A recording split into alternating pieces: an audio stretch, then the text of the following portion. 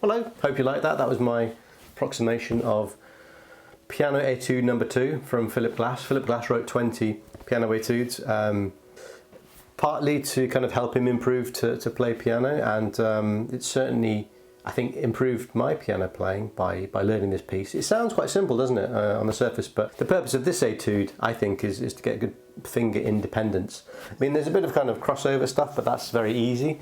The tricky bits are the kind of the fingering and also the rhythm of it. So you may notice that it's kind of in 7/4, then a bar of 4/4. So it's got this little rhythmic sequence which you have to get in your head, which is 1 2 3 4, 1 2 3, 1 2 3 4, 1 2 3 4. And because of that, you can't really switch your brain off. You've got to be constantly counting and thinking. It's a really good exercise, I think, because it stops you falling into the pattern of just repeating loops over and over again. You know, it makes you think every time. So anyway, really lovely piece. I first heard it on the radio many years ago. It was performed by Bruce Brubaker, I think, and yeah, it was lovely. It was really ethereal. I didn't know who composed it. It just sounded very ethereal, a bit like Debussy, I suppose, but kind of spacey. Lots of grand space, and quite colourful, but at the same time very minimalist. And I think Philip Glass is, you know, known for his minimalistic composition. But I really loved it the first time I heard it, and I downloaded it, and for a long time it was a very special tune to me, in the sense that I didn't really want to listen to it too much in case I ruined it, and I was thinking that this could be my funeral piece of music. I think it isn't anymore, because by doing this whole process of making these videos, you have to play it over and over again to practice, and then in recording and editing, you know, you're listening to the same piece over and over again.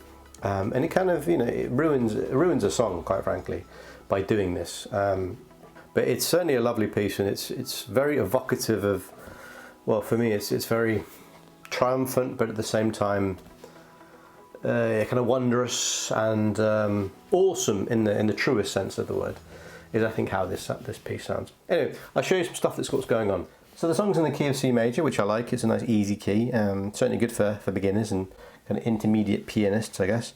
So the main line, so basically got a C major 7, and it drops down to an A major 7, A minor 7, sorry, then an A flat major 7, and then this kind of, which is a kind of like got the dominant 7th, and then like a C second inversion, and then a C first inversion. So that's basically the chord sequence, if you want to think about it that way.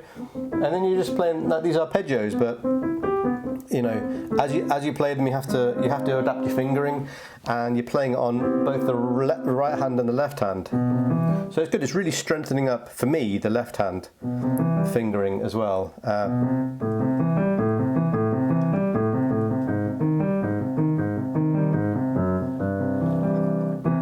This is where this song is, or this piece is really interesting to me, because it forces you to find nice fingerings.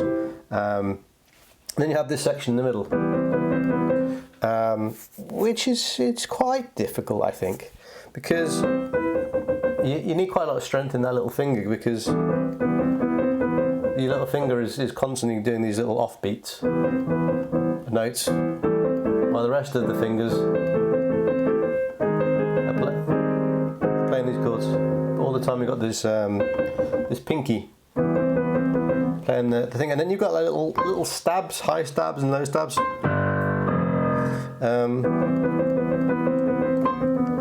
So you need to skip around, you know, you need to pick out the stabs. Well, you can't really see that on the camera, but you need to pick out the stabs and then come back to your home position. So yeah, it's a really interesting piece for me to learn, getting better at the piano.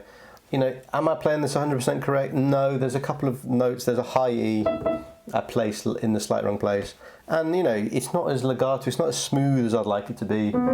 Also the dynamics, I think, when I'm playing it, I'm playing it probably slightly too loud and slightly too fast, but I think a lot of people tend to play too fast and too loud on this piece. I've seen a few other YouTubers, and they do the same thing, and sometimes they cut pieces out of it as well, like rather than repeating a section. You know, they just play it once through. There's actually 9 sections, and each one is played through twice, so you kind of got 18 different sections, I suppose. Yeah, it's lovely.